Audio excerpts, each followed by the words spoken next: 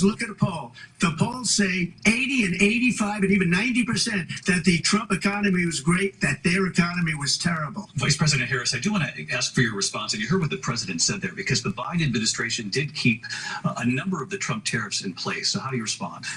Well, let's be clear that the Trump administration resulted in a trade deficit, one of the highest we've ever seen in the history of America.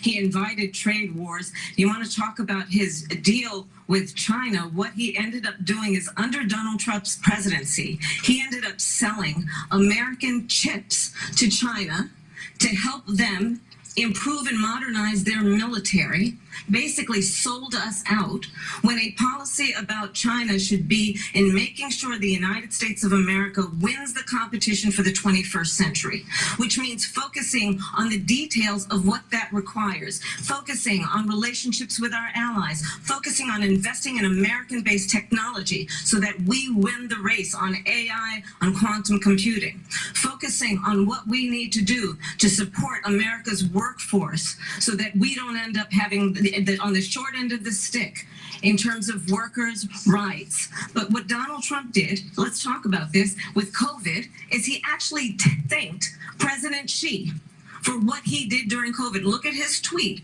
"Thank you, President Xi!" exclamation point, when we know that Xi was responsible for lacking and not giving us transparency about the origins of COVID. President Trump, I'll let you respond. First of all, they bought their chips from Taiwan. We hardly make chips anymore because of philosophies like they have and policies like they have. I don't say her because she has no policy. Everything that she believed 3 years ago and 4 years ago is out the window. She's going to my philosophy now. In fact, I was going to send her a MAGA hat. She's gone to my philosophy. But if she ever got elected, she'd change it. And it will be the end of our country. She's a Marxist. Everybody knows she's a Marxist. Her father's a Marxist professor in economics, and he taught her well. But when you look at what she's done to our country, and when you look at these millions and millions of people that are pouring into our country monthly, where it's, I believe, 21 million people, not the 15 that people say, and I think it's a lot higher than the 21. That's bigger than New York State pouring in. And just look at what they're doing to our country. They're criminals. Many of these people coming in are criminals. And that's bad for our economy, too. You know, you mentioned before, we'll talk about immigration later. Well, bad immigration is the worst thing that can happen to our economy. They have, and she has, destroyed our country with policy that's insane. Almost policy that you'd say they have to hate our country. President Trump, thank you. Lindsay?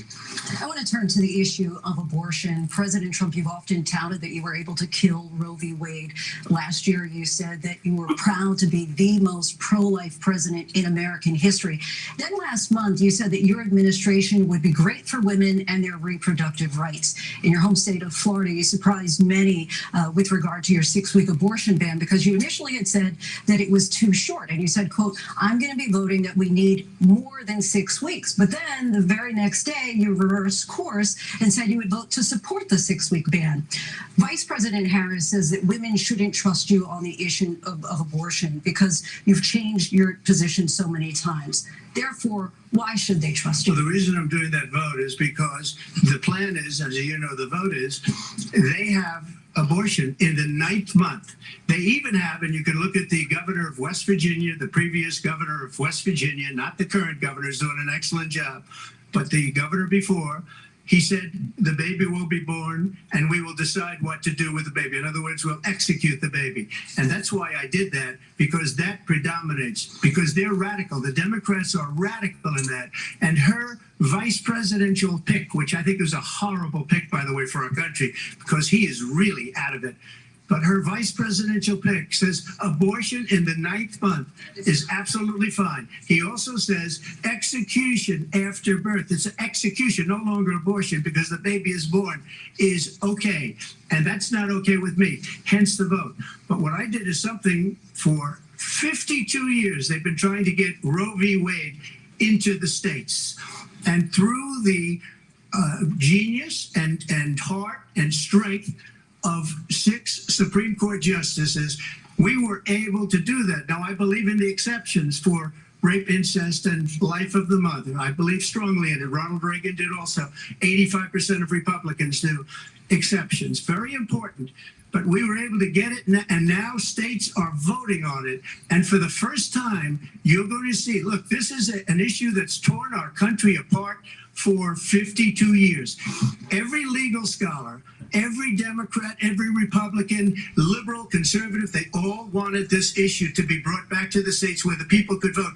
And that's what happened. And now, Ohio, the vote was somewhat liberal. Kansas, the vote was somewhat liberal, much more liberal than people would have thought.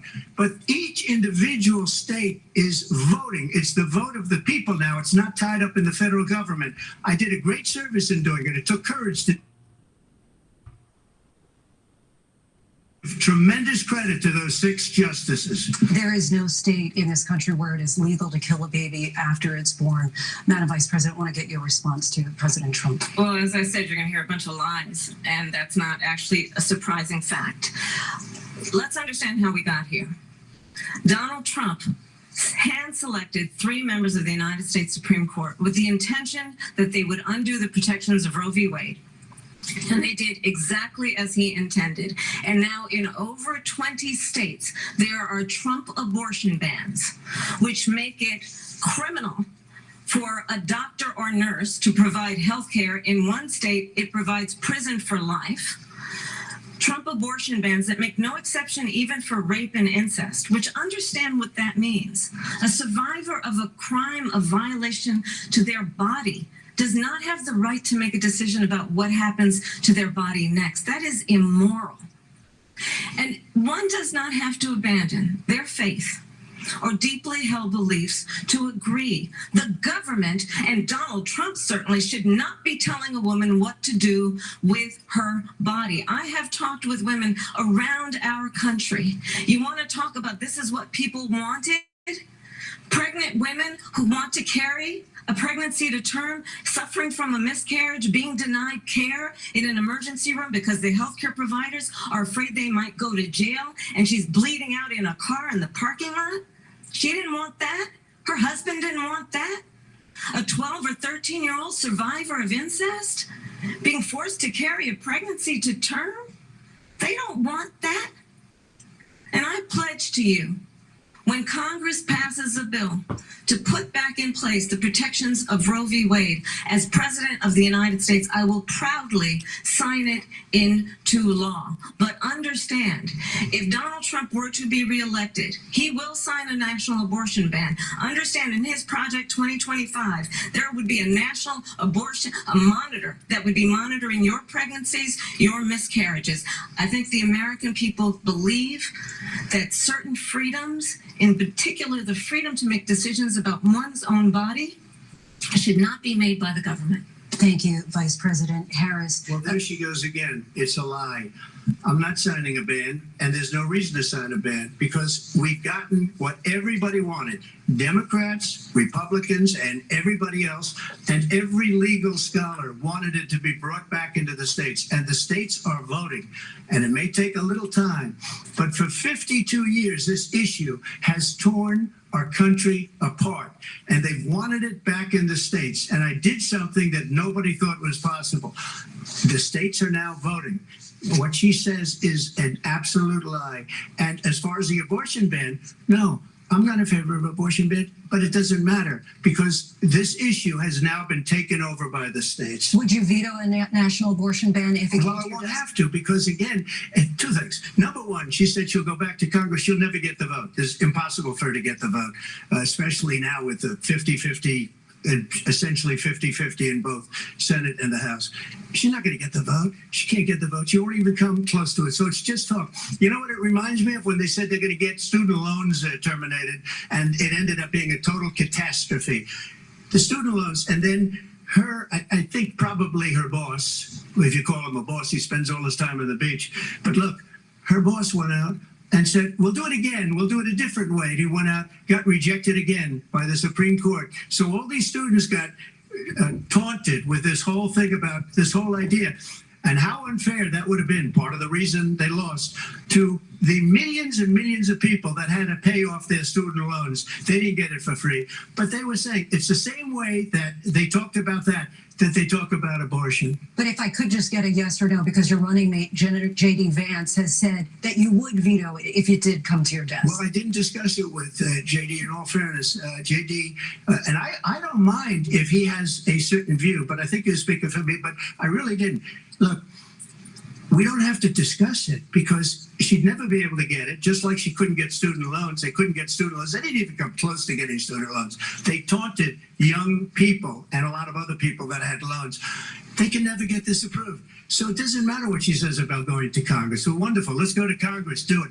But the fact is that for years they wanted to get it out of Congress and out of the federal government. And we did something that everybody said couldn't be done. And now you have a vote of the people on abortion. Vice President Harris, I want to give you your time to respond, but I do want to ask, would you support any restrictions on a woman's right to an abortion? I absolutely support reinstating the protections of Roe v. Wade. And as you rightly mentioned, nowhere in America is a woman carrying a pregnancy to term and asking for an abortion. That is not happening. It's insulting to the women of America. And understand what has been happening under Donald Trump's abortion bans. Couples who pray and dream of having a family are being denied IVF treatments. What is happening in our country? Working people, working women who are working 1 or 2 jobs, who can barely afford childcare as it is, have to travel to another state to get on a plane sitting next to strangers to go and get the health care she needs, barely can afford to do it, and what you are putting her through is unconscionable. And the people of America have not, the majority of Americans believe in a woman's right to make decisions about her own body. And that is why in every state where this issue has been on the ballot, in red and blue states both, the people of America have voted for freedom. Vice President Harris. Excuse me, I have to respond. Another lie. It's another lie. I have been a leader on IVF, which is fertilization. The IVF, I have been a leader. In fact, when they got a very negative decision on IVF from the Alabama courts, I saw the people of Alabama and the legislature 2 days later voted it in. I've been a leader on it. They know that, and everybody else knows it. I have been a leader on fertilization, IVF. And the other thing, you should ask, will she allow abortion in the 8th month, 9th month, 7th month? Come on. Okay, would you do that? Why don't you ask her that question? Why don't you answer That's the question? problem. Would you because veto? under Roe v. Answer Wade, the question. Would you veto? you could do abortions in the 7th month, the 8th month, the 9th That's month, not true. and probably after birth. Just look at the former governor of Virginia. The governor of Virginia said, we put the baby aside and then we determine what we want to do with the baby. President Trump, thank you. We're going to turn now to immigration and border security. We know it's an issue that's important to Republicans, Democrats, voters across the board in this country. Vice President Harris, you were tasked by President Biden with getting to the root causes of migration from Central America. We know that illegal border crossings reached a record high in the Biden administration. This past June, President Biden imposed tough new asylum restrictions. We know the numbers since then have dropped significantly. But my question to you tonight is, why did the administration wait until 6 months before the election to act? And would you have done anything differently from President Biden on this? So I'm the only person on this stage who has prosecuted transnational criminal organizations for the trafficking of guns, drugs, and human beings. And let me say that the United States Congress, including some of the most conservative members of the United States Senate, came up with a border security bill which I supported. And that bill would have put 1,500 more border agents on the border to help those folks who are working there right now overtime, trying to do their job. It would have allowed us to stem the flow of fentanyl coming into the United States. I know there are so many families watching tonight who have been personally affected by the surge of fentanyl in our country. That bill would have put more resources to allow us to prosecute transnational criminal organizations for trafficking in guns, drugs, and human beings. But you know what happened to that bill? Donald Trump got on the phone, called up some folks in Congress and said, kill the bill. And you know why? Because he'd prefer to run on a problem instead of fixing a problem. And understand, this comes at a time where the people of our country actually need a leader who engages in solutions, who actually addresses the problems at hand. But what we have in the former president is someone who would prefer to run on a problem instead of fixing a problem. And I'll tell you something, he's going to talk about immigration a lot tonight, even when it's not the subject that is being raised. And I'm going to actually do something really unusual, and I'm going to invite you to attend one of Donald Trump's rallies, because it's a really interesting thing to watch. You will see during the course of his rallies, he talks about fictional characters like Hannibal Lecter. He will talk about windmills cause cancer. And what you will also notice is that people start leaving his rallies early out of exhaustion and boredom. And I will tell you, the one thing you will not hear him talk about is you. You will not hear him talk about your needs, your dreams, and your desires. And I'll tell you, I believe you deserve a president who actually puts you first, and I pledge to you that I will. Vice President Harris, thank you. President Trump, on that point, I want to get your response. Let me just ask, though, why did you try to kill that bill, and successfully so? That would have put thousands of additional agents and officers on the border. First, let me respond as to the rallies. She said people start leaving. People don't go to her rallies. There's no reason to go. And the people that do go, she's bussing them in and paying them to be there. And yeah, that was proven. Showing them in a different light. So we she saw this can't yesterday. talk about that. People don't leave my rallies. We have the biggest rallies, the most incredible rallies in the history of politics. That's because people want to take their country back. Our country is being lost. We're a failing nation. And it happened Bigger 3.5 rallies than years Obama. ago. And Okay. what's going on here, you're going to end up in World War III, just to go into another subject. What they have done to our country by allowing these millions and millions of people to come into our country, and look at what's happening to the towns all over the United States. And a lot of towns don't want to talk. It's not going to be Aurora or Springfield. A lot of towns don't want to talk about it because they're so embarrassed by it. In Springfield, they're eating the dogs, the people that came in. They're eating the cats. They're eating. That's actually happening. The pets of the people that live Go to my there. X feed. And this is what's happening in our country, and it's a shame. She's denying it. As the rallies That's are concerned, insane. as far as the reason they go is they like what I say. They want to bring our country back. They want to make America great again. It's a very simple phrase: make America great again. She's destroying this country, and if she becomes president, this country doesn't have a chance of success. Not only success, we'll end up being Venezuela on steroids. I just want to clarify here. You bring up Springfield, Ohio, and ABC News did reach out to the city manager there. He told us there had been no credible reports of specific claims of pets being harmed, injured, or abused by individuals within the immigrant community. Well, I've got pictures. No, that's false. That's false. My dog was taken and used for Go to my food. X So feed right maybe now. He said that, and maybe that's a It's good thing literally to been say proven. for a city manager. I'm not taking Some this chick from was the trying to people eat a who cat. city manager. This is more MSM The propaganda. people that went there. Again, the Springfield city manager says there's no evidence of that. Vice We'll President find Harris, out. I'll let you There is respond to the evidence rest of what you said. that. Literally, go to my It's X feed. These people are extreme. idiots. Are you kidding me? You know, this is, I think, one of the And they know reasons they're why promoting in this this propaganda. election, I actually have the They know it. endorsement of 200 Republicans who have formerly worked with President Bush, Mitt Romney, and John McCain, Which are all traitors. including the Those are not endorsement real of Republicans. former Vice President Dick Cheney and Congress member Liz Cheney. You should not be proud of And that. if you want to really know the inside track on who the former president is, if he didn't make it clear already, just ask people who have worked with him. His former chief of staff, a four-star What, the general, neocons? has said he The has contempt warmongers? for the Not real Constitution of the Republicans? United States. Terrible hires, His but former national security advisor has said he is dangerous and terrible talking unfit. point. His former Secretary of Defense has said the nation, the Republic, would never survive another Trump term. And when we listen to this kind of rhetoric, when the issues that affect the American people are not being addressed, I think the choice is clear in this election. President Trump, I'll give you a quick minute to respond. Yeah. Thank you. Because when I hear that, see, I'm a different kind of a person. I fired most of those people. Not so graciously. They did bad things or a bad job. I fired them. They never fired one person. They didn't fire anybody having to do with Afghanistan and the Taliban and the 13 people whose were just killed, viciously and violently killed. And I got to know the parents and the family. They didn't fire. They should have fired all those generals, all those top people, because that was one of the most incompetently handled situations anybody has ever seen. So when somebody does a bad job, I fire him. And you take a guy like Esper. He was no good. I fired him. So he writes a book. Another one writes a book. Because with me, they can write books. With nobody else can they. But they have done such a poor job, and they never fire anybody. Look at the economy. Look at the inflation. They didn't fire any of their economists. They have the same people. That's a good way not to have books written about you. But just to finish, I got more votes than any Republican in history by far.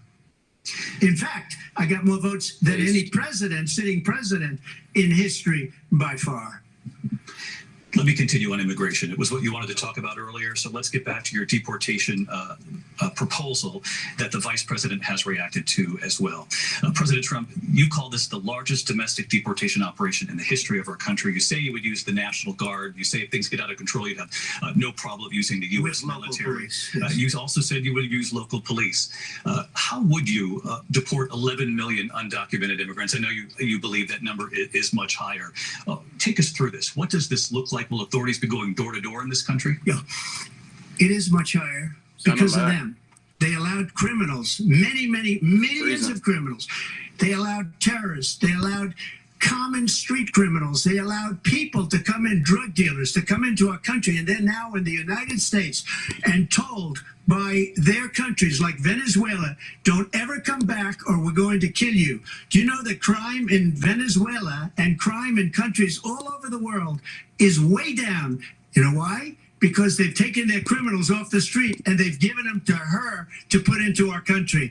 And this will be one of the greatest mistakes in history for them to allow. And I think they probably did it because they think they're going to get votes, but it's not worth it because they're destroying the fabric of our country by what they've done. There's never been anything done like this at all. They've destroyed the fabric of our country. Millions of people let in, and all over the world, crime is down all over the world except here. Crime here is up and through the roof, despite their fraudulent statements that they made.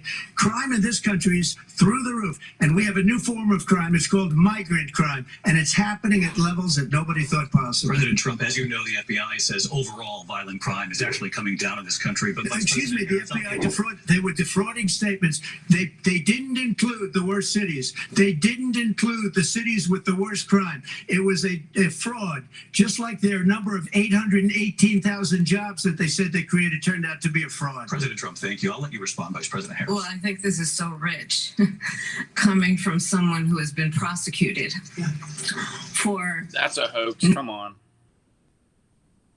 Crimes, election interference has been found. She's actually going to use that for as a talking sexual point. assault, That's so weak. and his next big court appearance is in November at his own criminal sentencing. And let's be clear where each person stands on the issue of what is important about respect for the rule of law and respect for law enforcement. The former vice president called for defunding federal law enforcement, 45,000 agents, get this, on the day after he was arraigned on 34 felony counts. So let's talk about what is important in this race. It is important that we move forward, that we turn the page on this same old tired rhetoric and address the needs of the American people, address what we need to do about the housing shortage, which I have a plan for, address what we must do to support our small businesses, address bringing down the price of groceries. But frankly, the American people are exhausted with this same old tired playbook. Vice President Harris. Look who's in charge. Every one of those cases was started by them against their political opponent. And I'm winning most of them, and I will win the rest on appeal. And you saw that with the decision that came down just recently from the Supreme Court. I'm winning most of them. But those are cases, it's called weaponization. Never happened in this country. They weaponized the Justice Department. Every one of those cases was involved with the DOJ, from Atlanta and Fani Willis to the Attorney General of New York and the DA in New York. Every one of those cases, and then they say, "Oh, he's a criminal." They're the ones that made them go after me. By the way, Joe Biden was found essentially guilty on the documents case. And what happened in my documents case? They said, "Oh, that's the toughest of them all." A complete and total victory. 2 months ago, it was thrown out. It's weaponization, and they used it, and it's never happened in this country. They used it to try and win an election. They're fake cases. President Trump, thank you. A really quick response here, Vice President Harris, on this notion of weaponization of the Justice Department. Well, let's talk about extreme and understand the context in which this election in 2024 is taking place. The United States Supreme Court recently ruled that the former president would essentially be immune from any misconduct if he were to enter the White House again. Understand, this is someone who has openly said he would terminate, I'm quoting, terminate the Constitution of the United States, that he would weaponize the Department of Justice against his political enemies. Someone who has openly expressed disdain for members of our military. Understand what it would mean if Donald Trump were back in the White House with no guardrails. How can she say that? Because certainly we know now the court won't stop him. We know J.D. Vance is not going to stop him. It's up to the American people. Why would he? Vice President, thank you. That makes literally Vice no President sense. Harris, in your last run for president. Please. This is the one that weaponized, not me. She weaponized. I probably took a bullet to the head because of the things that they say about me. They talk about democracy. I'm a threat to democracy. They're the threat to democracy. They don't even It was a care fake about Russia democracy. That's the problem. investigation We do a lot that went nowhere. We have a lot to get to. Lindsay? Vice President Harris, in your last run for president, you said you wanted to ban fracking. Now you don't. You wanted mandatory government buyback programs for assault weapons. Now your campaign says you don't. You supported decriminalizing border crossings. Now you're taking a harder line. I know you say that your values have not changed. So then why have so many of your policy positions changed? So my values have not changed, and I'm going to discuss every one of the, at least every point that you've made. But in particular, let's talk about fracking because we're here in Pennsylvania. I made that very clear in 2020. I will not ban fracking. I have not banned fracking as Vice President of the United States. And in fact, I was the tie-breaking vote on the Inflation Reduction Act, which opened new leases for fracking. My position is that we have got to invest in diverse sources of energy so we reduce our reliance on foreign oil. We have had the largest increase in domestic oil production in history because of an approach that recognizes that we cannot over-rely on foreign oil. As it relates to my values, who worked and saved and was able to buy our first home when I was a teenager. The values I bring to the importance of home ownership, not everybody got handed $400 million on a silver platter and then filed bankruptcy. Nobody can afford a $400,000 house because of people like you. You're the one exactly to blame. Like, how can she use that as a talking to point? increase 3 million homes, increased by 3 million homes by the end of my first term. Like, you are a real idiot who falls for this propaganda. Having a friend when I was in high school who was sexually assaulted by her stepfather.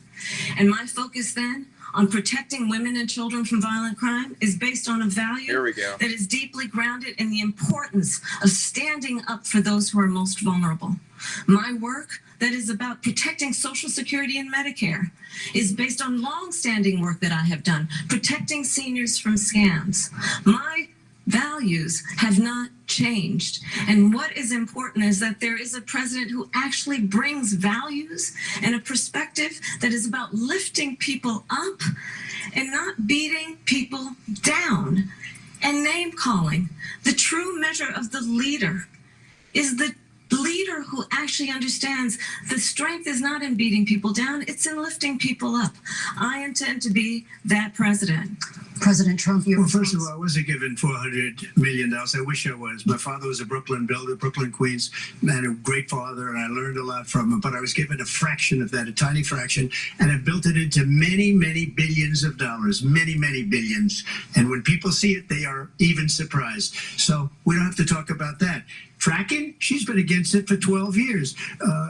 Defund the police, she's been against that forever. She gave all that stuff up very wrongly, very horribly, and everybody's laughing at it, okay? They're all laughing at it. She gave up at least 12 and probably 14 or 15 different policies. Like, she was big on defund the police. In Minnesota, she went out, wait a minute, I'm talking now.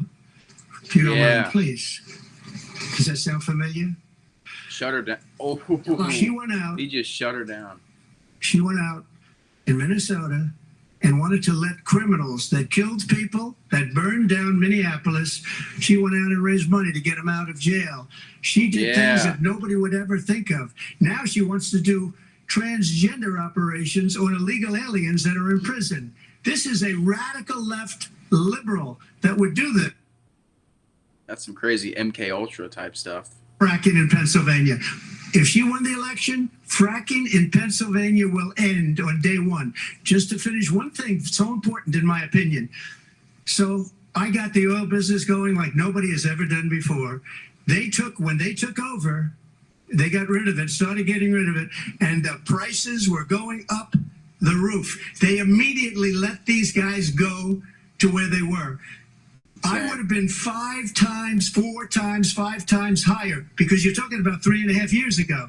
They got it up to where I was because they had no choice, because the prices of energy were quadrupling and doubling. You saw what happened to gasoline. So they said, let's go back to Trump.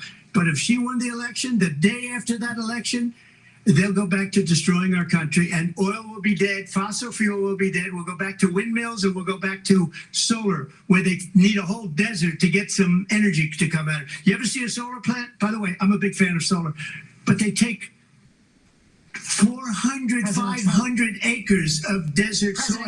These are not good things for the environment, as she understands. Thank you. Lindsay, thank you. We have an election in just 56 days. And I want to talk about the peaceful transfer of power, which, of course, we all know is a cornerstone of our democracy, and the role of a president in a moment of crisis. Mr. President, on January 6th, you told your supporters to march to the Capitol. You said you would be right there with them. The country and the world saw what played out at the Capitol that day, the officers coming under attack. It was a Fedsurrection. The West Wing say you watched it unfold on television off the Oval Office. You did send out tweets, but it was more than 2 hours before you sent out that video message telling your supporters to go home. Is there anything you regret about what you did on that day? You just said a thing that isn't covered. Peacefully and patriotically, I said during my speech, not later on. Peacefully and patriotically. And nobody on the other side was killed. Ashley Babbitt was shot by an out-of-control police officer that should have never, ever shot her. It's a disgrace. But we didn't do this group of people that have been treated so badly. I ask, what about all the people that are pouring into our country and killing people that she allowed to pour in? She was the border czar, remember that. She was the border czar. She doesn't want to be called the border czar because she's embarrassed by the border. In fact, she said at the beginning, oh, I'm surprised you're not talking about the border yet. That's because she knows what a bad job they've done. What about those people? When are they going to be prosecuted? When are these people from countries all over the world, not just South America? They're coming in from all over the world, David, all over the world, and crime rates are down all over the world because of it. But let me just when are those people going to be prosecuted? When are the people that burned down Minneapolis going to be prosecuted? Or in Seattle? They went into Seattle. They took over a big percentage of the city of Seattle. When are those people going to be prosecuted? But let me just ask you. You might ask her that question. You were the president. You were watching it unfold on television. It's a very simple question as we move forward toward another election. Is there anything you regret about what you did on that day? Yes, sir. I had nothing to do with that other than they asked me to make a speech. I showed up for a speech. I said, I think it's going to be big. I went to Nancy Pelosi and the mayor of Washington, D.C., and the mayor put it back in writing, as you know. I said, you know, this is going to be a very big rally or whatever you want to call it. And again, it wasn't done by me. It was done by others. I said, I'd like to give you 10,000 National Guard or soldiers. They rejected me. Nancy Pelosi rejected me. It was just 2 weeks ago. Her daughter has a tape of her saying she is fully responsible for what happened. They want to get rid of that tape. It would have never happened if Nancy Pelosi and the mayor of Washington did their jobs. I wasn't responsible for security. Nancy Pelosi was responsible. She didn't do her job. The question was about you as president, not about former Speaker Pelosi, but I do want Vice President Harris to respond here. I was at the Capitol on January 6th. I was the vice president-elect. I was also an acting senator. I was there. And on that day, the President of the United States incited a violent mob to attack our nation's capital, to desecrate our nation's capital. It was a on that day, Fedsurrection. 140 law enforcement officers were injured. and And some 140 of them were posed And as understand, people the and incited the former riot. president has been indicted and impeached for exactly that reason. Nancy Pelosi is the one But that this is incited not that. an isolated situation. Let's She's who needs remember blame. Charlottesville, where there was a So mob relevant. of people carrying tiki torches, Nobody cares spewing about that. anti-Semitic hate. And what did the president then at the time say?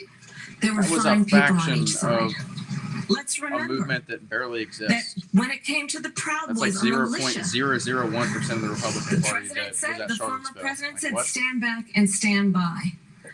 So for everyone watching who remembers what January 6th was, I say we don't have to go back. Let's not go back. We're not going back. It's time to turn the page. And if that was a bridge too far for you, well, there is a place in our campaign for you to stand for country, to stand for our democracy, to Was she stand stealing for Tulsi rule Gabbard's of line? law, and to end the chaos, and to end the approach that is about attacking the foundations of our democracy because you don't like the outcome. And be clear on that point. Donald Trump, the candidate, has said in this election there will be a bloodbath if this and the outcome of this election is not to his liking. Let's turn the page on this. Let's not go back. Let's chart a course for the future and not go backwards to the past. Let me just follow up here. It was a different term, and it was a term that related to energy because they have destroyed our energy business. That was where bloodbath was. Also, on Charlottesville, that story has been, as you would say, debunked. Laura Ingraham, Sean Hannity, Jesse, all of these people, they covered it. If they go an extra sentence, they will see it was perfect. It was debunked in almost every newspaper, but they still bring it up, just like they bring 2025 up. They bring all of this stuff up. I ask you this, you talk about the Capitol. Why are we allowing these millions of people to come through on the southern border? How come she's not doing anything? And I'll tell you what I would do, and I would be very proud to do it. I would say we would both leave this debate right now. I'd like to see her go down to Washington, D.C. during this debate because we're wasting a lot of time. Go down to, because she's been so bad, it's so ridiculous. Go down to Washington, D.C. and let her sign a bill to close up the border because they have the right to do it. They don't need bills. They have the right to do it. The President of the United States, you'll get him out of bed, you'll wake him up at 4 o'clock in the afternoon, and you'll say, come on down to the office, let's sign a bill. If he signs a bill that the border is closed, all he has to do is say it to the Border Patrol, who are phenomenal. If they do that, the border is closed. Mr. Those President, people are killing many people, unlike J6. We talked immigration here tonight. I do want to focus on this next issue to both of you because it really brings us this into focus, truth in these times that we're living in. Mr. President, for 3.5 years after you lost the 2020 election, you repeatedly falsely claimed that you won, many times saying you won in a landslide. In the past couple of weeks leading up to this debate, you have said, quote, you lost by a whisker, that you, quote, didn't quite make it, that you came up a little bit short. I said that? Are you now acknowledging that you lost in 2020? No, I don't acknowledge it at all. But I you said did that say sarcastically. that. You know that. It was said, oh, we lost by a whisker. That was said sarcastically. Look, there's so much proof. All you have to do is look at it. And they should have sent it back to the legislature. At the very least, the media stole I it. got almost You can 75 confirm that. million votes, the most votes any sitting president has ever gotten. I was told if I got 63, which was what I got in 2016, you can't be beaten. The election, people should never be thinking about it. Election is fraudulent. We need two things. We need walls. And we have to have it. We have to have borders, and we have to have good elections. Our elections are bad. And a lot of these illegal immigrants coming in, they're trying to get them to vote. They can't even speak English. They don't even know It's what happening in country our they're state big practically. time. I can And these confirm people that. are trying to get them to vote. And that's why they're allowing them to come into our country. Border I did watch states, all of these pieces of Midwest, video. it's happening I everywhere. didn't detect the sarcasm, lost by a whisker. We didn't quite make it. And we should just point I out didn't here as detect the clarification, you know sarcasm. It this, just shows you your and your level of allies, 60 intelligence. cases in front of many judges, many of them No judge looked Republican, at it. and said They there was said no we didn't have widespread fraud. standing. That's the other thing. They said we didn't have standing, a technicality. Can you imagine a system where a person in an election doesn't have standing? The president of the United States doesn't have standing. That's how we lost. If you look at the facts, and I'd love to have you'll do a special on it.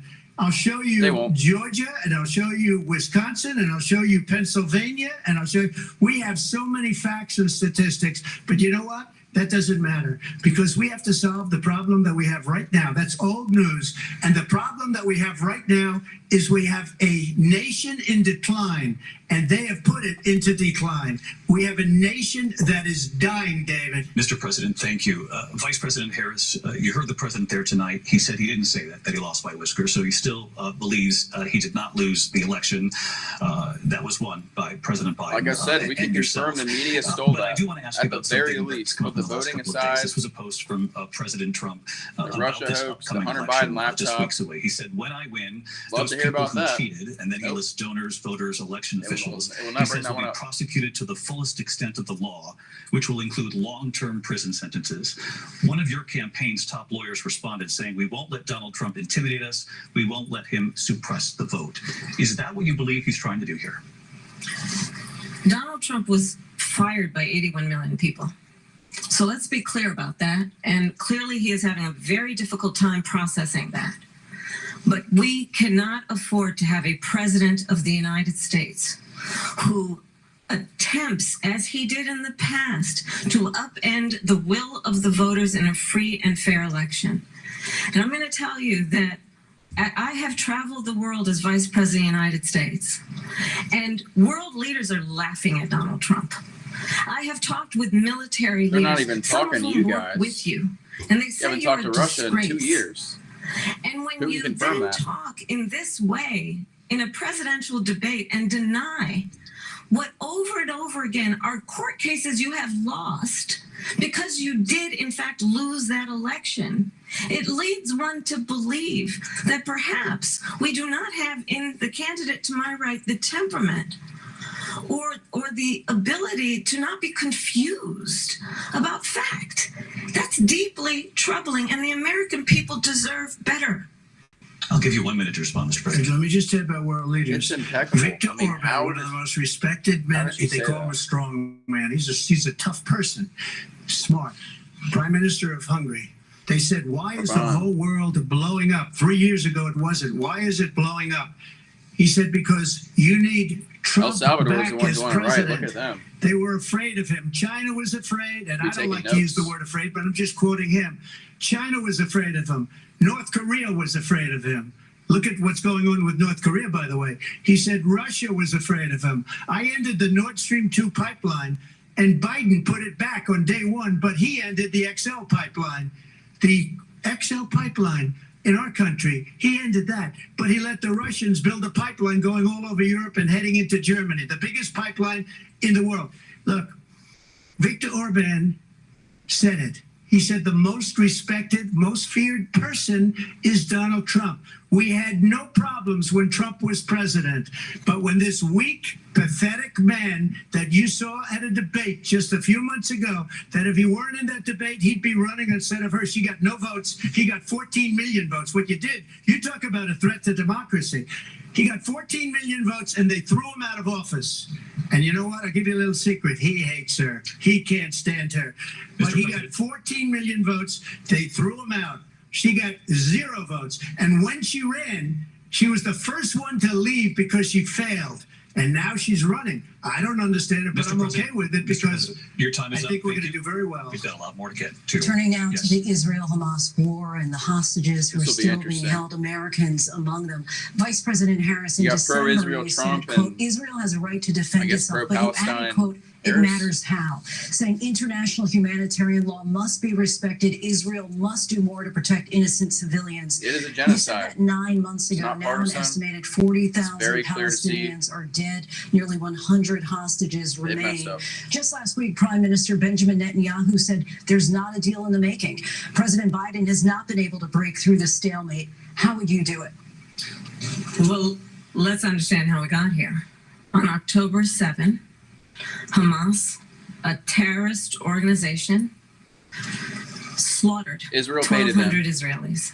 Many of them young people who were simply attending a They concert. wanted to protect the IMAC Women corridor. were horribly They baited raped. Hamas And to so attack them, so absolutely, Israel I has said an then, I excuse say to now, wipe them out completely. Israel has a right to defend itself. We would. But not an excuse to And commit how genocide. it does so matters. And half of the Because freaking it is world also true, signed a far treaty or too signed an many agreement saying that it is. innocent Palestinians have been killed. Children, mothers. 40,000. What we know is that this An American war was must killed by end. Israeli government the other It day. must I mean, come on. end immediately, and the way it will end is we need a ceasefire deal and we need the hostages out. Yeah, And free so the we will hostages. continue to work Get our around the American clock people out on of there. that. Work around the clock, also understanding that we must chart a course for a two-state solution. And in that solution, there must be security for the Israeli people and Israel, We should have and done an that equal already. measure for the Palestinians. But the one thing I will assure Both you sides always, don't like you I guys. will That's like always almost give Israel the impossible. ability to defend itself, in particular as it relates to Iran and any threat that Iran and its proxies pose to Israel. But we must have a two-state solution where we can rebuild Gaza, where the Palestinians have security, self-determination, and the dignity they so rightly deserve. President Trump, how would you negotiate with Netanyahu and also Hamas in order to get the hostages out and prevent the killing of more innocent civilians in Gaza? If I were president, it would have never started.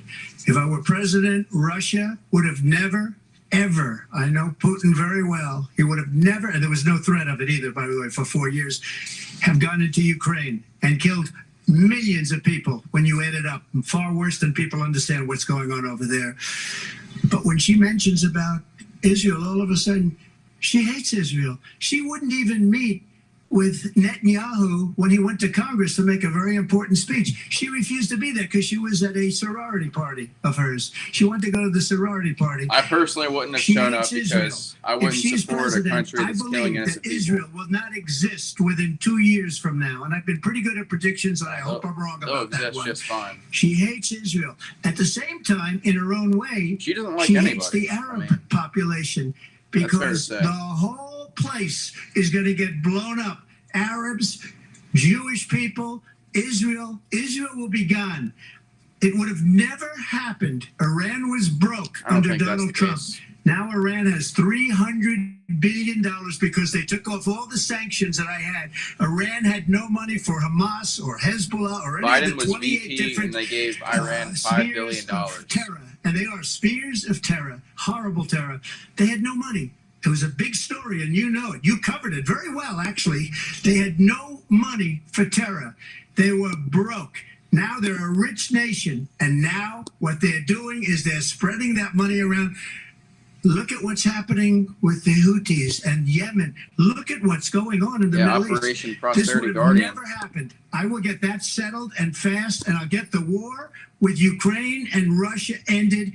If I'm president-elect, I'll get it done before even becoming president. Vice President Harris, he says you hate Israel.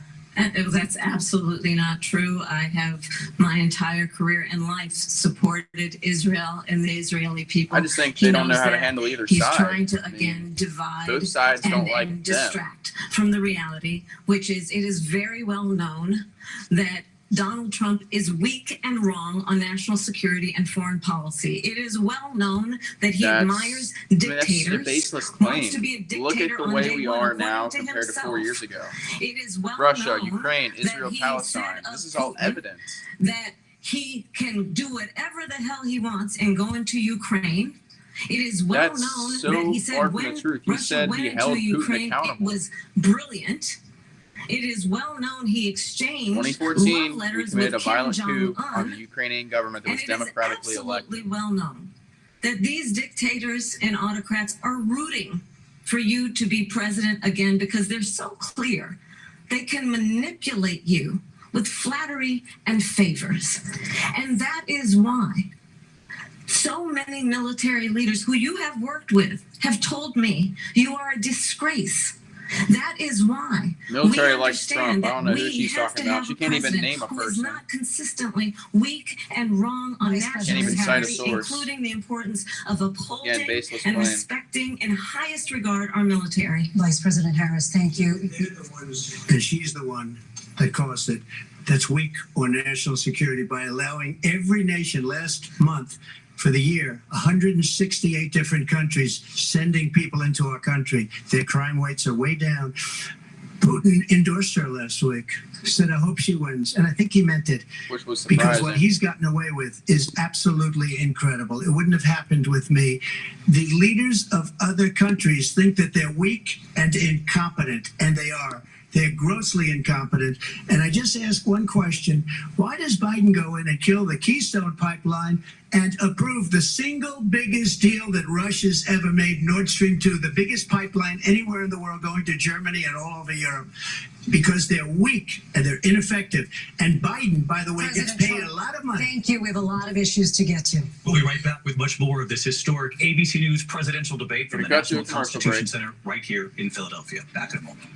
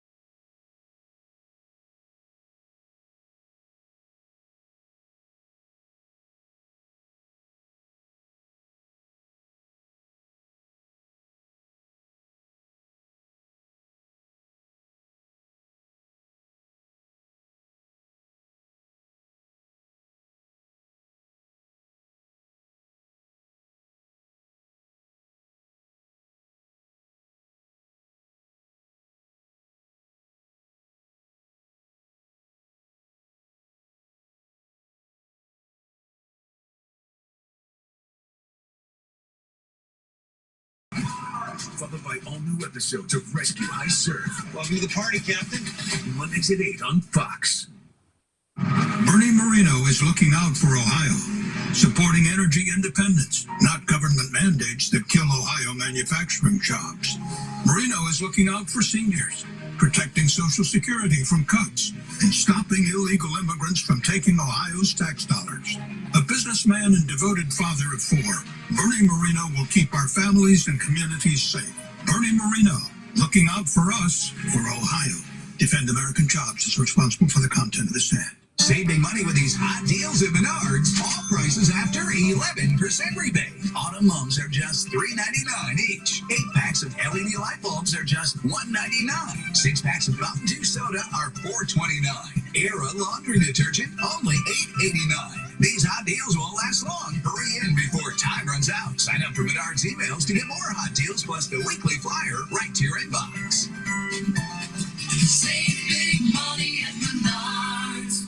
Where's the most convenient place to get that big fitness energy? It's Planet Fitness. Right now, you can join for just $1 down, $15 a month, no commitment, cancel anytime. With over 2,400 locations and equipment for every workout, you can get in, get energized, and get going. And with free fitness training and most clubs open 24 hours, everyone belongs in the judgment-free zone. Join today in club, online, or on the PF app for just $1 down, $15 a month, no commitment, cancel anytime. Hurry! Deal ends September 12th. Join now, online or at your local PF club.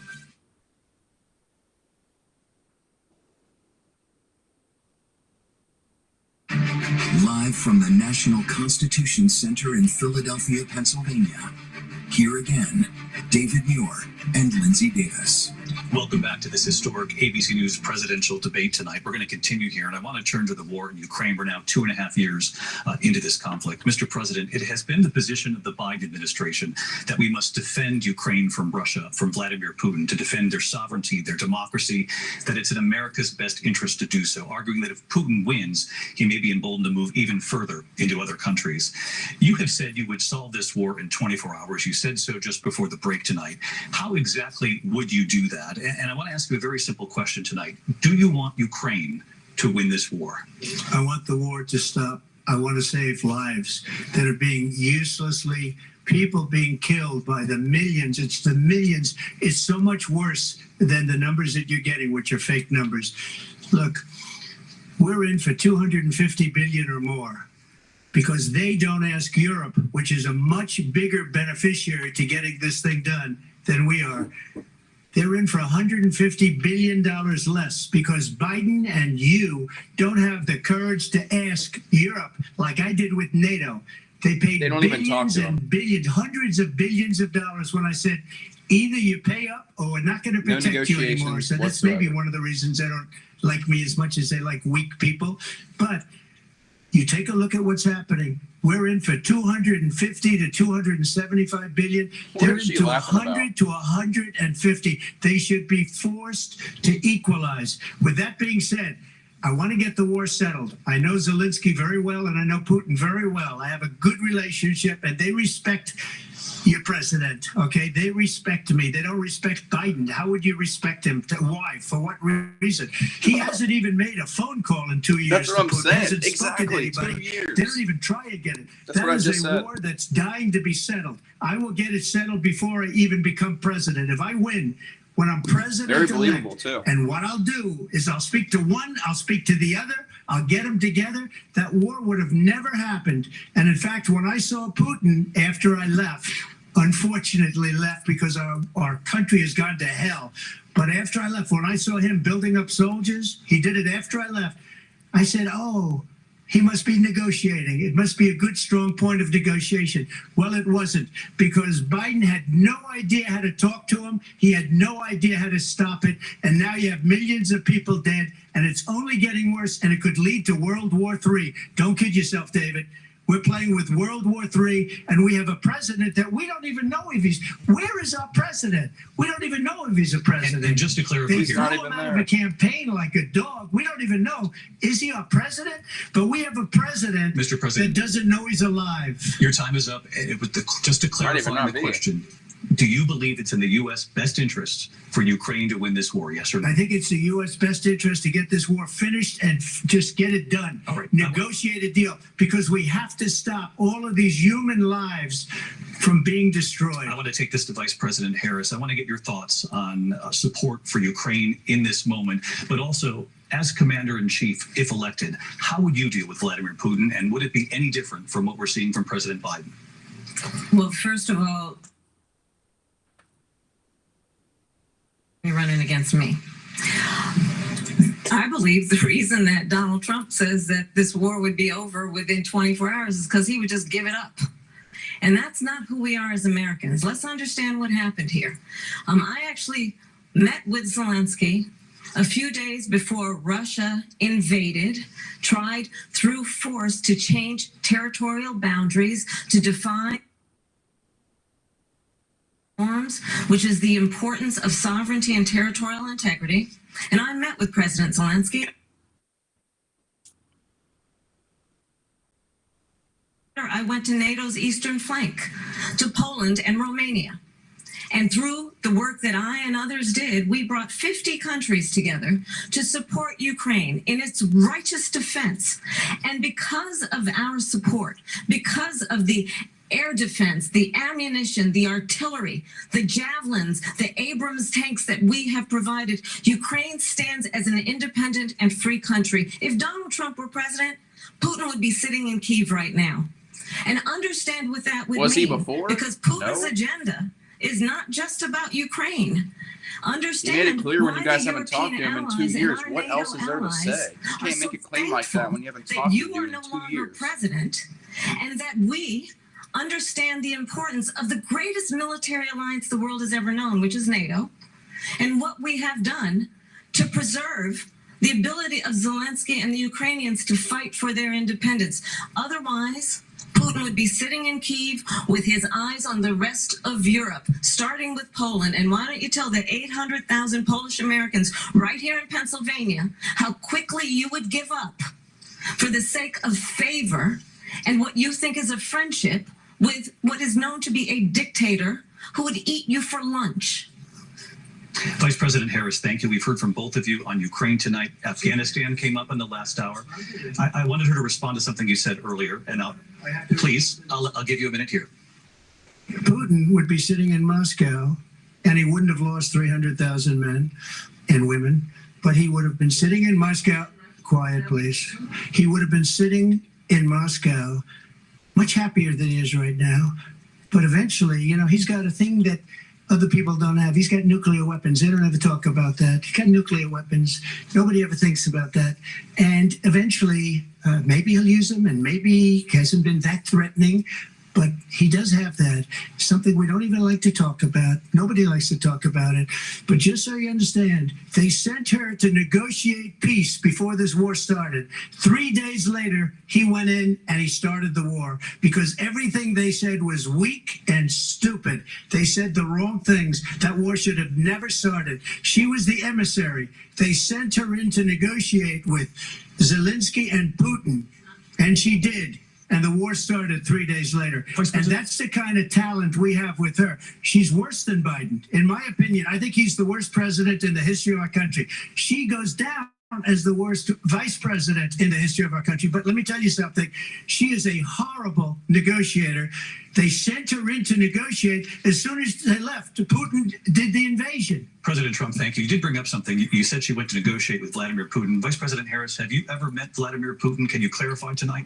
Yet again, I said at the beginning of this debate, you're going to hear a bunch of lies coming from this fellow. And that is another one. When I went to meet with President Zelensky, I've now met with him over 5 times. The reality is it has been about standing as America always should, as a leader upholding international rules and norms, as a leader who shows strength, understanding that the alliances we have around the world are dependent on our ability to look out for our friends and not favor our enemies because you adore strongmen instead of caring about democracy.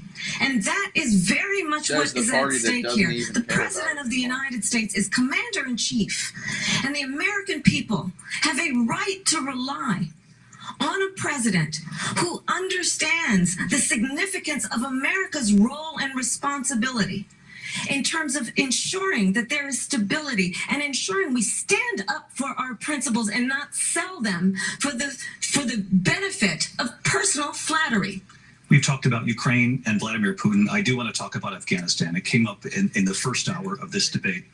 I want to move on to Afghanistan. Stoltenberg said Trump did the most amazing thing I've ever seen. He got these countries, the 28 countries at the time, to pay up. He said, I've never seen, he's the head of NATO. He said, I've never seen, for years, we were paying almost all of NATO. We were being ripped off by European nations, both on trade and on NATO. I got them to pay up by saying one of the statements you made before, if you don't pay, we're not going to protect you. Otherwise, we would have never gotten it. He said it was one of the most incredible jobs that he's ever seen done. Thank you. I want to turn to Afghanistan. It came up in the first hour of the debate, and we witnessed a poignant moment today on Capitol Hill, honoring the soldiers who died in the chaotic withdrawal from Afghanistan. And Kamala and Biden weren't even there. Do you believe you bear any responsibility in the way that withdrawal played out? Well, I will tell you, I agreed with President Biden's decision to pull out of Afghanistan. 4 presidents said they would, and Joe Biden did. And as a result, America's taxpayers are not paying the $300 million a day we were paying for that endless war. And as of today, there is not one member of the United States military who is in active duty in a combat zone in any war zone around the world, the first time this century. But let's understand they're not in how active we got duty because you left them there and they're not in the military. Donald Trump, when You he was abandoned president, 100,000 American negotiated expats. one of the weakest deals you can imagine. He calls himself a deal maker. Even his national security advisor said it was a weak, terrible deal. And here's how it went down. He bypassed the Afghan government. He negotiated directly with a terrorist organization called the Taliban.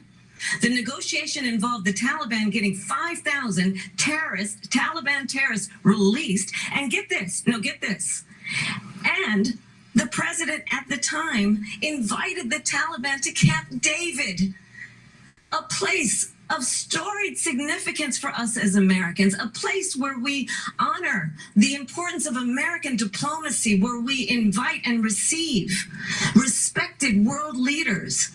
And this former president, as president, invited them to Camp David because he does not again appreciate the role and responsibility of the President of the United States to be Commander-in-Chief with a level of respect. And this gets back to the point of how he has consistently disparaged and demeaned members of our military, fallen soldiers, and the work that we must do to uphold the strength and the respect of the United States of America around the world. Vice President Harris, thank you. President Trump, your response to her saying that you began the negotiations with the Taliban. So if you take a look at that period of time, the Taliban was killing our soldiers, a lot of them, with snipers.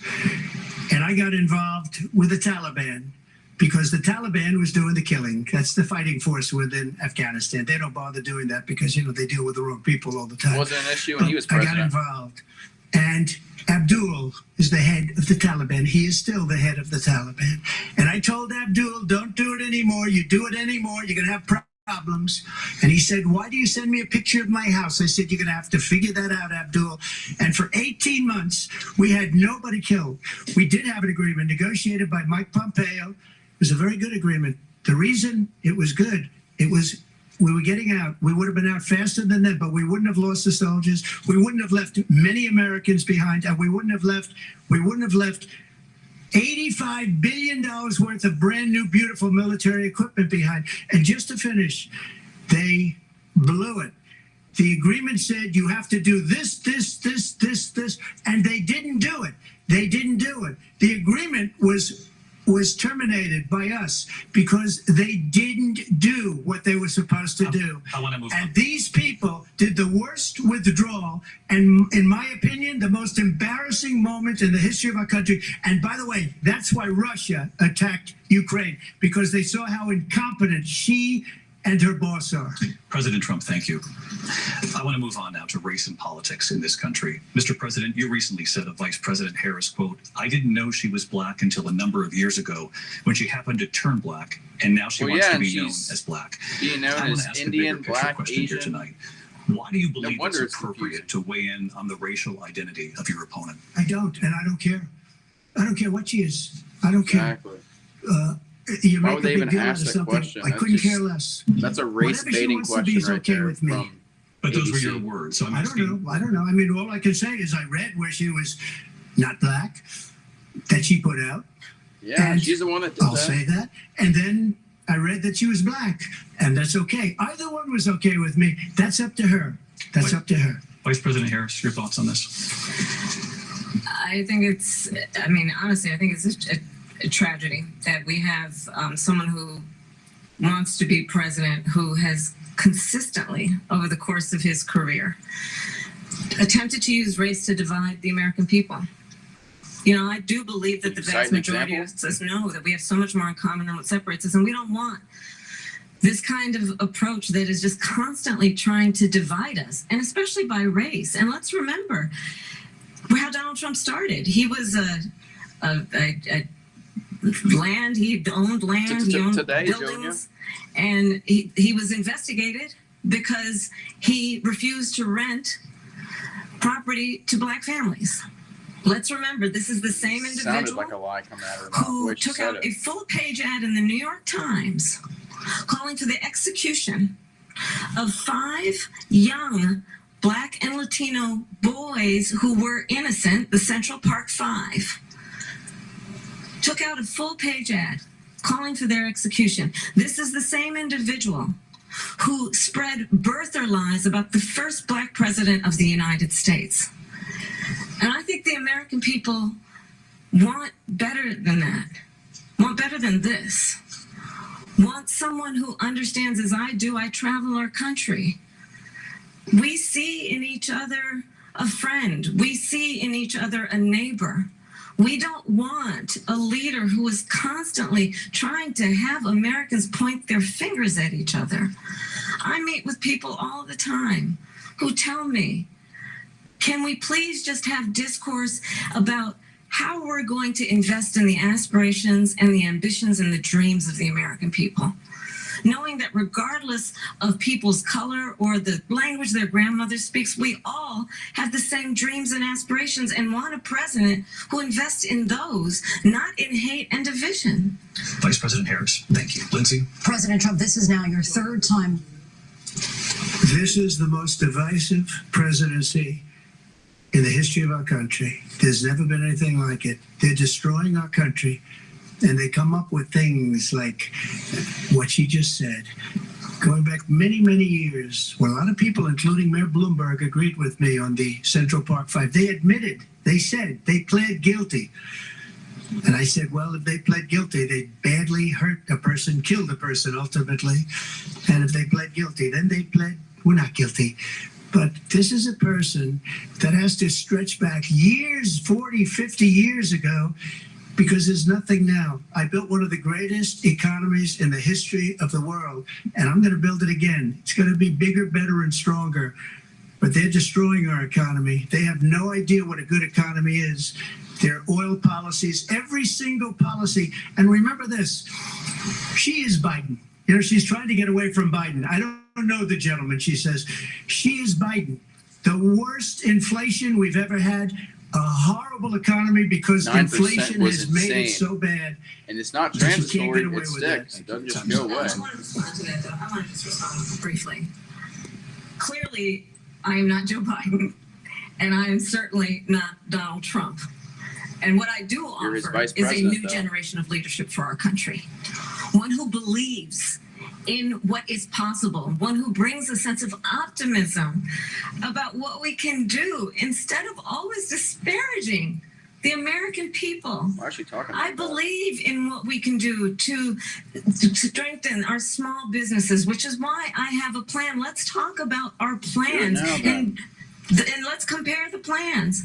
I have a plan to give startup businesses $50,000 tax deduction, to pursue their ambitions, their innovation, their ideas, their hard work. I have a plan, $6,000 for young families for the first year of your child's life, to help you in that most critical stage of your child's development. I have a plan that is about allowing people to be able to pursue what has been fleeting in terms of the American dream by offering a help with down payment of $25,000 down payment assistance for first-time home buyers.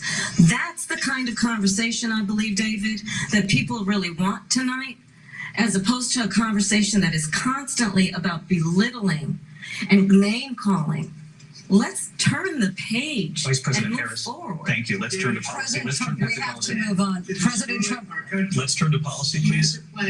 To defund the police. She has a plan to confiscate everybody's gun. President She Trump. That's a great way to allow fracking in Pennsylvania or anywhere else. Okay. That's what her plan is until just recently. I just need to respond. The President former Trump. president has said something sorry. twice that I need to respond to. I'm sorry, we're I going just need to to move on, respond Vice one President time Harris. to what he has President said Trump, this is multiple now your Yes. 3rd time running for president. You have long vowed to repeal and replace the Affordable Care Act, also known as Obamacare. You have failed to accomplish that. You now say you're going to keep Obamacare Obamacare, quote, unless we can do something much better. Last month, you said, quote, we're working on it. So tonight, 9 years after you first started running, do you have a plan, and can you tell us what it is? Obamacare was lousy health care, always was. It's not very good today. And what I said, that if we come up with something, and we are working on things, we're going to do it and we're going to replace it. But remember this, I inherited Obamacare because Democrats wouldn't change it. They wouldn't vote for it. They were unanimous. They wouldn't vote to change it. If they would have done that, we would have had a much better plan than Obamacare. But the Democrats came up, they wouldn't vote for it.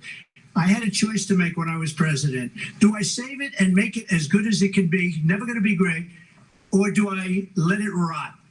And I felt I had an obligation, even though politically it would have been good to just let it rot and let it go away. I decided, and I told my people, the top people, and they're very good people. I have a lot of good people in that administration. We read about the bad ones. We had some real bad ones too, and so do they. They have really bad ones. The difference is they don't get rid of them. But let me just explain. I had a choice to make. Do I save it and make it as good as it can be, or do I let it rot? And I saved it. I did the right thing. But it's still never going to be great, and it's too expensive for people. And what we will do is we're looking at different plans. If we can come up with a plan that's going to cost our people, our population, less money and be better health care than Obamacare, then I would absolutely do it. But until then, I'd run it as good as it can be run. So just a yes or no, you still do not have a plan? I have concepts of a plan. I'm not president right now. But if we come up with something, I would only change it if we come up with something that's better and less expensive. And there are concepts and options we have to do that. And you'll be hearing about it in the not too distant future. Vice President Harris, in 2017, you supported Bernie Sanders' proposal to do away with private insurance and create a government-run healthcare system. 2 years later, you proposed a plan that included a private insurance option. What is your plan today? Well, first of all, I absolutely support, and over the last 4 years as vice president, private healthcare options. But what we need to do is maintain and grow the Affordable Care Act. But I'll get to that, Lindsay. I just need to respond to a previous point that the former president has made. I've made very clear my position on fracking. And then this business about taking everyone's guns away. Tim Walz and I are both gun owners. We're not taking anybody's guns away. So stop with the continuous lying about this stuff.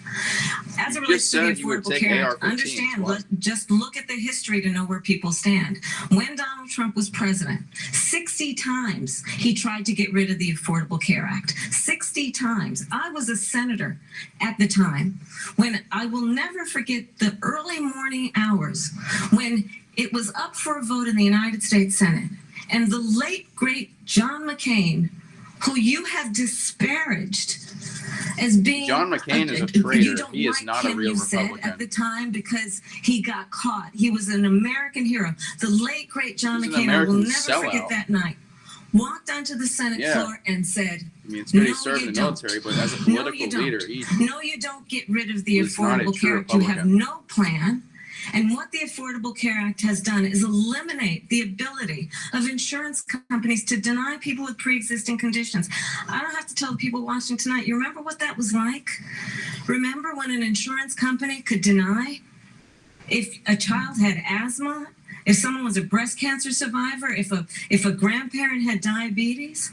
And thankfully, as I've been vice president and we over the last 4 years have strengthened the Affordable Care Act, we have allowed for the first time Medicare to negotiate drug prices on behalf of you, the American people. Donald Trump said he was going to allow Medicare to negotiate drug prices. He never did. We did. And now we have capped the cost of insulin at $35 a month. Since I've been vice president, we have capped the cost of prescription medication for seniors at $2,000 a year. And when I am president, we will do that for all people, understanding that the value I bring to this is that access to health care should be a right and not just a privilege of those who can afford it. And the plan has to be to strengthen the Affordable Care Act, not get rid of it. Vice President Harris, in terms of where Donald Trump stands on that. I want to move to an issue that's important for a lot. You made a mistake. And number one, John McCain fought Obamacare for 10 years. But it wasn't only him. It were all of the Democrats that kept it going. And you know what? We can do much better than Obamacare, much less money. But she won't improve private insurance for people, private medical insurance. That's another thing she doesn't want to get. People are paying privately for insurance that have worked hard and made money, and they want to have private. She wants everybody to be on government insurance where you wait 6 months for an operation that you need immediately. President Trump, thank you. We have another issue that we'd like to get to that's important for a number of Americans, in particular younger voters, and that's climate change. President Trump, with regard to the environment, you say that we have to have clean air and clean water. Vice President Harris, you call climate change an existential threat. The question to you both tonight is, what would you do to fight climate change? And Vice President Harris, we'll start with you. 1 minute for you each. Now listen to the liberals. The former president has said that climate change is a hoax. And what we know is that it is very real. Climate change policies are more who lives in a state climate who change has itself. experienced these extreme weather occurrences, who now is either being denied home insurance or it's being jacked up. You ask anybody who has been the victim of what that means in terms of losing their home, having nowhere to go. We know that we can actually deal with this issue. The young people of America care deeply about this issue. And I am proud that as vice president over the last 4 years, we have invested $1 trillion in a clean energy economy, while we have also increased domestic gas production to historic levels. We have created over 800,000 new manufacturing jobs while I have been vice president. We have invested in clean energy to the point that we are opening up factories around the world. Donald Trump said he was going to create manufacturing jobs. He lost manufacturing jobs. And I'm also proud to have the endorsement of the United Auto Workers and Sean Fain, who also know that part of building a clean energy economy includes investing in American-made products, American automobiles. It includes growing what we can do around American manufacturing and opening up auto plants, not closing them like happened under Donald Trump. Vice President Harris, thank you. It didn't happen under Donald Trump. Let me just tell you, they lost 10,000 manufacturing jobs this last month. It's going, they're all leaving. They're building big auto plants in Mexico, in many cases owned by China. They're building these massive plants, and they think they're going to sell their cars into the United States because of these people. What they have given to China is unbelievable. But we're not going to let that. We'll put tariffs on those cars so they can't come into our country, because they will kill the United Auto Workers and any auto worker, whether it's in Detroit or South Carolina or any other place. What they've done to business and manufacturing in this country is horrible. We have nothing because they refuse. You know, Biden doesn't go after people because supposedly China paid him millions of dollars. He's afraid to do it. Between him and his son, they get all this money from Ukraine. They get all this money from all of these different countries. And then you wonder, why is he so loyal to this one, that one, Ukraine, China? Why is he? Why did he get $3.5 million from the mayor of Moscow's wife? Why did she pay him $3.5 million? This is a crooked administration, and they're selling our country down the tubes. President Trump, thank you. Thank you. We'll be right back with closing statements from both of our candidates. An historic night, this ABC News presidential debate from Philadelphia. Back in a moment. Oh, that was interesting. We'll be back.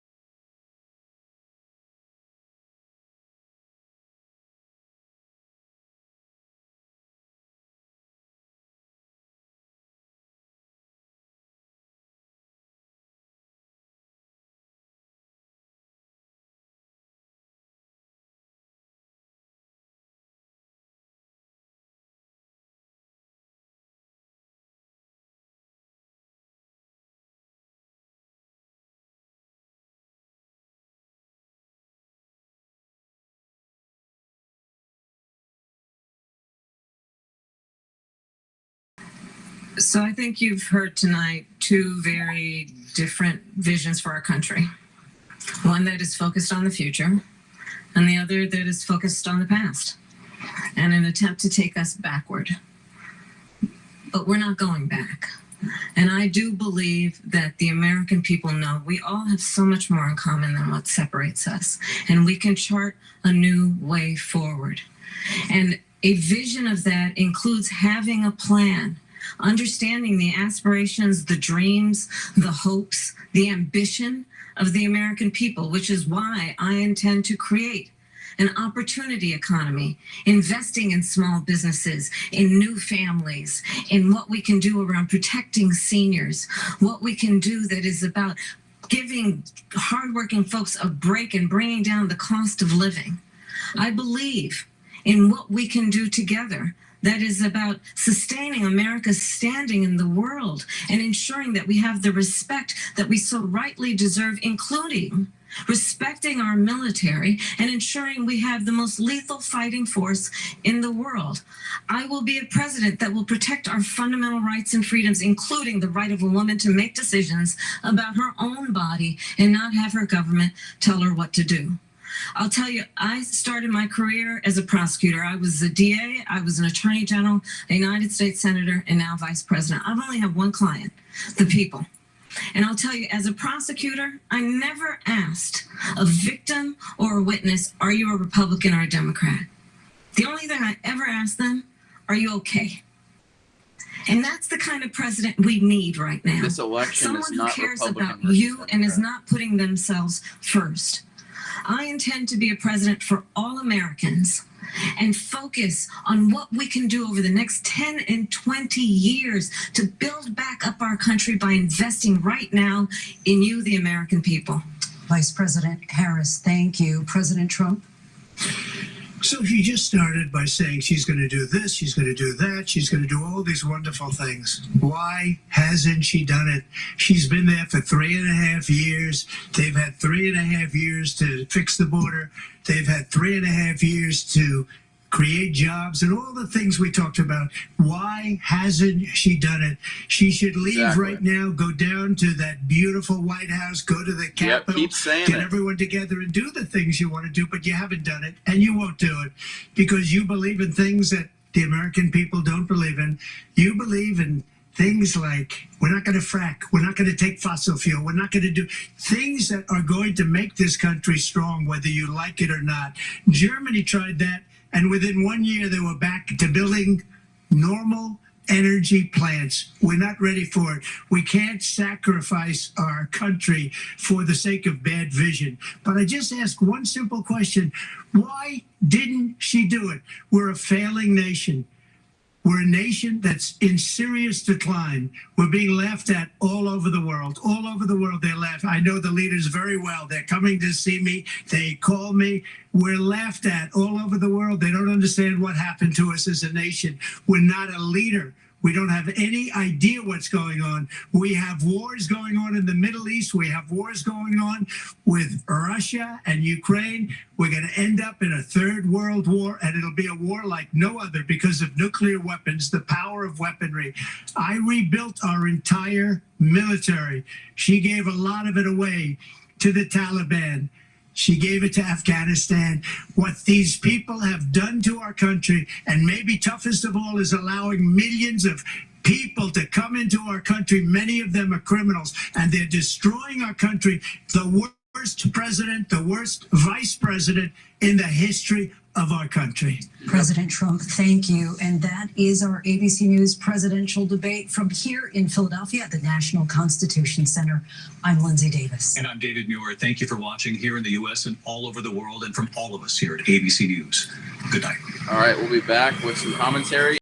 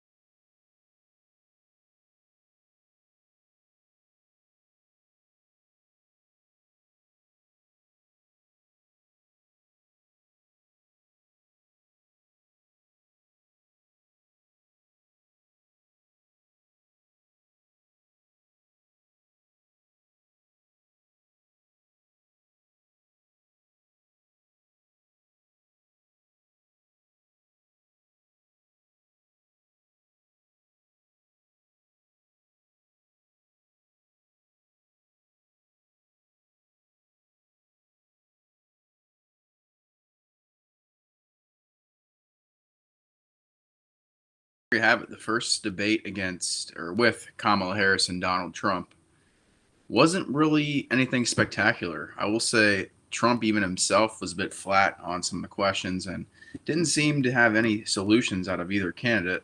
Besides, Trump obviously wanted to shut down the border, frack, and make the economy better than what it is. The thing that's crazy to me that stuck out about Kamala Harris is how does she have the audacity to virtue signal Donald Trump about inheriting money from his father as a young kid and turning into the person he is today, when she says that the average person today struggles to afford a home and get by in her economy.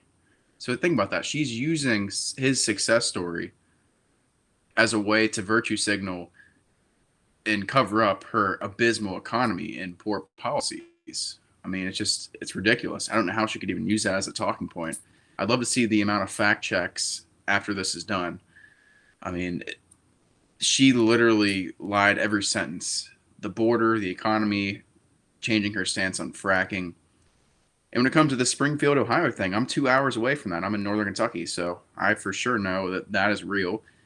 I literally posted during the debate on X a few times pictures of the Haitian immigrants that are in Ohio, Springfield, Ohio, and taking ducks and animals and eating them. There was one woman that was eating a cat. I have a video. It's very disturbing, but this is real stuff. And a very small town like Springfield, Ohio is only, 60,000 people, and 20,000 people are illegal immigrants now, or at least Haitian immigrants. These are very unprecedented numbers. It's very scary that this is even happening. So Kamala Harris denied that. The ABC moderators even denied this when that is a known fact. So that's one of the many fact checks that will be known.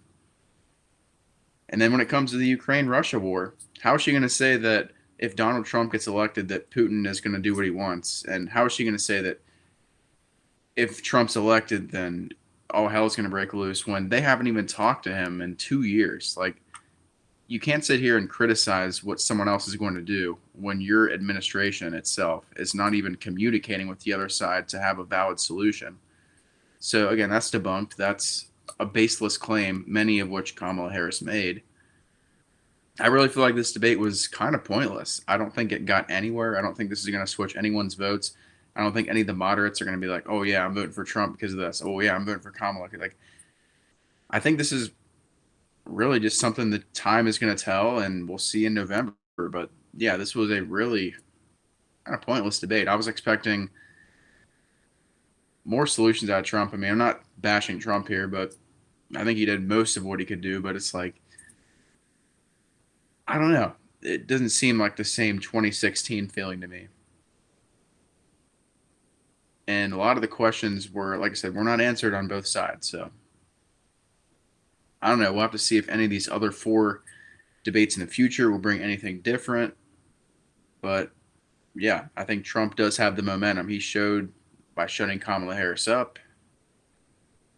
And even in the polls, not that the polls mean anything and they're not really credible, but it does look good for Trump. I think he does have a good 52% at the very minimum that will be willing to vote for him today. 52% of the country. And I think it's even crazy to say that more than 45% of the country will vote for Kamala at this point. I do believe 38 to 40 will, but I think anything above that is a bit absurd. And maybe I'm wrong. Maybe there's that many people that will be that brainwashed and will basically vote for Kamala. But I don't know. It's a slippery slope, and we'll have to see what happens. But yeah, that was not as interesting as I thought, and we'll have to see what happens in the future. But other than that, we're going to do an episode covering the I-75 shooting, which is currently the 4th day, and it will be 5th tomorrow, and the manhunt for Joseph Couch, who authorities cannot find. This is pretty crazy. He's in the woods in the Daniel Boone Forest, and he last week shot 5 oncoming cars on the interstate and just took off running. Has not been seen, and they recovered his car. But we're going to talk about that story next episode, probably tomorrow or the day after, and get that squared away. Maybe even talk about the Springfield Haitian immigration crisis, which is pretty insane, and might have to do some investigating myself, being only a couple hours away. But there you have it. That's the debate, and we'll see what brings next. Have a good night, everyone.